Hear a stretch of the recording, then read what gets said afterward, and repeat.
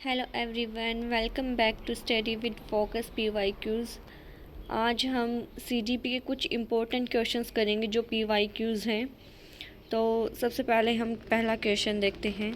जो Harvard gardener थे, उन्होंने प्रस्तावित किया था कि बुद्धि केवल आनुवंशिक से प्रभावित होती है, वातावरण कारकों से नहीं। प्रमुख रूप से याद करने और रटने के बारे में होता है, मुख्य रूप से भावनात्मक अधिगम के बारे में होता है, या को अलग अलग प्रकार से विभाजित करने से होता है। जो हार्वर्ड गार्डनर थे, उन्होंने बताया था कि जो हमारी बुद्धि है उसको अलग अलग प्रकार से विभाजित किया जा सकता है। ठीक है, फिर हम क्वेश्चन नंबर 2 देखते हैं। हमें बताना प्रोग्रेसिव एजुकेशन क्या होती है। तो प्रोग्रेसिव एजुकेशन मतलब प्रगतिशील शिक्षा। प्रगतिशील शिक्षा क्या होती है? एक दृष्टिकोण जो व्यक्तिगत शिक्षा और छात्र केंद्रित शिक्षाओं पे जोर देता है, उसको हम प्रगतिशील शिक्षा कहते हैं। फिर हमें अगले क्वेश्चन में असर्शन और रीज़न बताना है, अभिकथन और कारक। तो पहला है जो अभिकथन है, वो माध्यमिक विद्यालय में लड़कियां अक्सर चुप रहती हैं और शिक्षा की चर्चाओं में उनकी गैर भागीदारी हो सकती है। कारण क्या हो सकता है? आनुवांशिक बनावट को देखते हुए लड़कियां माध्यमिक विद्यालयों में चुनौतीपूर्ण पाठ्य चर्चा को सामने और उनका सामना करने में सक्षम नहीं है। हमें ये बताना है इनमें जो रीज़न है और जो असर्शन है वो सही है या गलत है। तो ये दोनों ही गलत है, क्योंकि लड़कियां आजकल बढ़ चढ़ के भागीदारी भी कर रही है और जो पाठ्यक्रम है उसके मतलब कि जो करिकुलम है उससे रिलेटेड तो कुछ भी नहीं है। ठीक है, अभी हम अगला क्वेश्चन देखते हैं। अभिकथन और कारक का ही है, असर्शन और रीज़न वाला।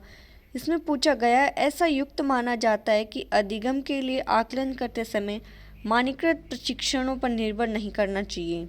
निष्कर्ष क्या है इसका? मतलब रीज़न क्या है? निश्चित संदर्भित प्रशिक्षण में प्राप्त अंकों की तुलना एक निर्धारित प्रदर्शन मानक से की जाती है।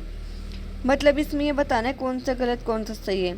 तो इसमें ए आर दोनों सही है। मतलब ए ने जो आर की व्याख्या दी है ना, वो एकदम सही है। अभी हम अगला क्वेश्चन देखते हैं, क्वेश्चन नंबर 6। निम्नलिखित में से कौन सा एक ऐसा प्रश्न का उदाहरण है जो छात्रों में विश्लेषणात्मक कौशल को बढ़ावा देता है? ठीक है, मतलब प्रमोट करता है एनालिटिकल स्किल्स को। तो इसमें होगा, स्तनधारियों ने अपने को वातावरण के लिए ऐसा अनुकूल बनाया। मतलब कि उन्होंने मैमल्स ने अडप्टेशन कर ली इन्वायरमेंट के अकॉर्डिंग, तो उन्होंने अपनी जो एनालिटिकल थिंकिंग है उसके बेस पे अडप्टेशंस किए हैं। ठीक है, फिर हम अगला क्वेश्चन देखते हैं, असर्शन और रीज़न वाला ही है। एक समावेशी कक्षा में विभेदित निर्देशन का पालन नहीं करना चाहिए। इसका रीज़न क्या है? समावेश एक नीति है जो एक जैसे सीखने के लक्ष्यों, रणनीतियों और मूल्यांकन विधियों को प्राप्त करने के समान अवसरों पर जोर देती है। तो हमें बताना है कौन सा रीज़न सही है कौन सा गलत है। तो इसमें दोनों ही गलत हैं।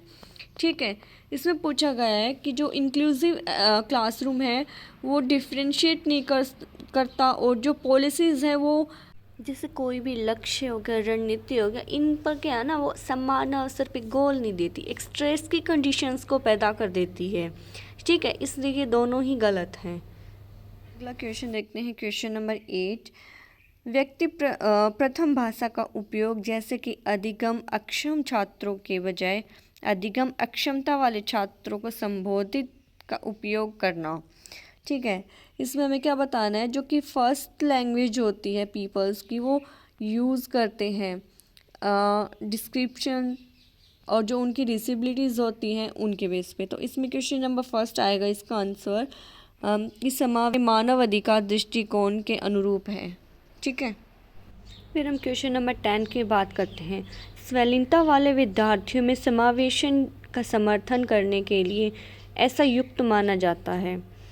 मतलब कि हमें ये बताना है, to support inclusion of student with autism it is advisable to.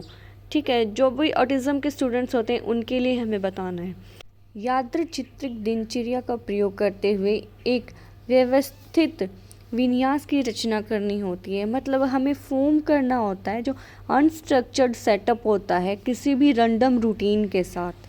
ठीक है, इसमें हमें यही बताना है कि भाई बच्चे का जो भी अनस्ट्रक्चर्ड सेटअप है उसको बनाए बिना ही हमें रैंडम रूटीन शुरू करना होता है, जो भी ऑटिज़म स्टूडेंट्स होते हैं, जो भी ऑटिज़म के बच्चे होते हैं उनके लिए। इस वीडियो में हमने केवल 10 क्वेश्चंस किए हैं। आगे के बचे हुए क्वेश्चन हम नेक्स्ट वीडियो के अंदर करेंगे। और अगर आप हमारे चैनल पर नए हैं तो प्लीज़ चैनल को सब्सक्राइब कर दें। आपका एक सब्सक्राइब, आपका एक लाइक और कमेंट हमारे मोटिवेशन को थोड़ा सा बढ़ाएगा। Thanks for watching. मिलते हैं हमारे नेक्स्ट वीडियो में।